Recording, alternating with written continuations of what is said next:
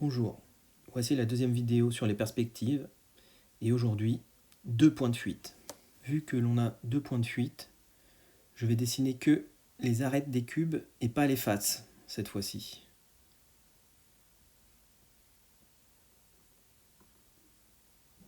Donc l'arête du cube du haut, du milieu et du bas.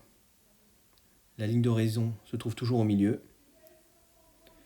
Voici mon premier point de fuite à gauche et mon deuxième à droite.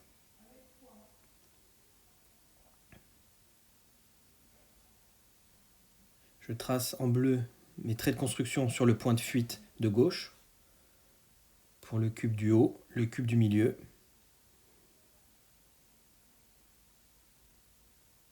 et le cube du bas. Puis des traits orange de construction sur le point de fuite rouge qui se trouve à droite.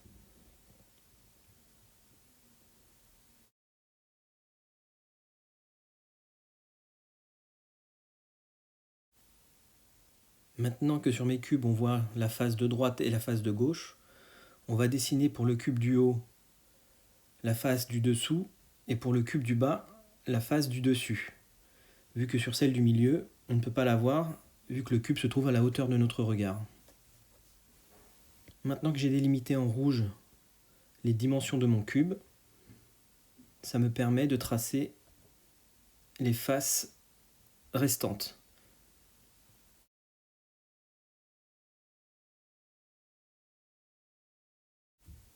Je n'ai plus qu'à repasser en noir mes cubes et effacer mes traits de construction.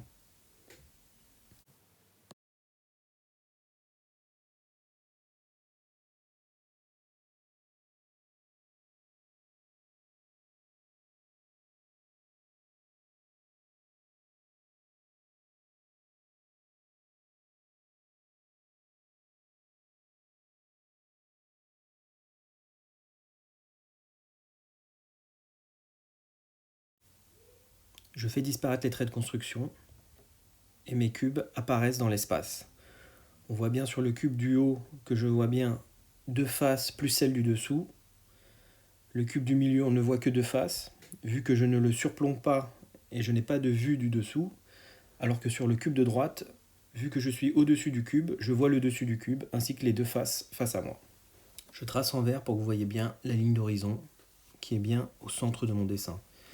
Vous constaterez que tous les traits qui sont au-dessus de ma ligne d'horizon partent du point de fuite et montent, alors que tous les traits qui se trouvent sous la ligne d'horizon partent du point de fuite et descendent. Pareil pour le point de fuite de droite. Au-dessus de la ligne d'horizon ça monte, en dessous ça descend. Mettons-le en pratique sur cette image. Donc voici les deux lignes rouges qui me permettent de trouver mon point de fuite sur la droite, au croisement de ces deux traits rouges.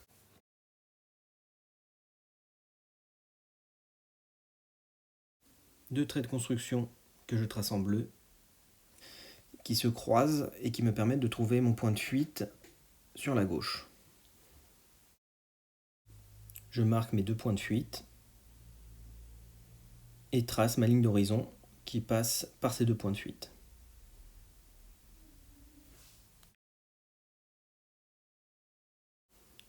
On peut utiliser les points de fuite pour tracer les fenêtres.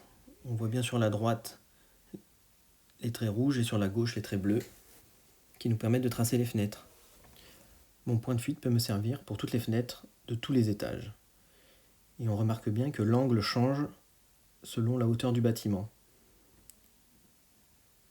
Au-dessus du trait vert de l'horizon, les traits descendent vers le point de fuite.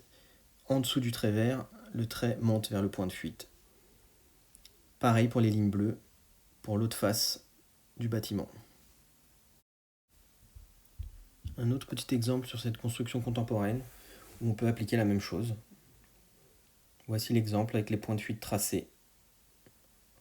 Reste vertical, ce qui est tracé en vert.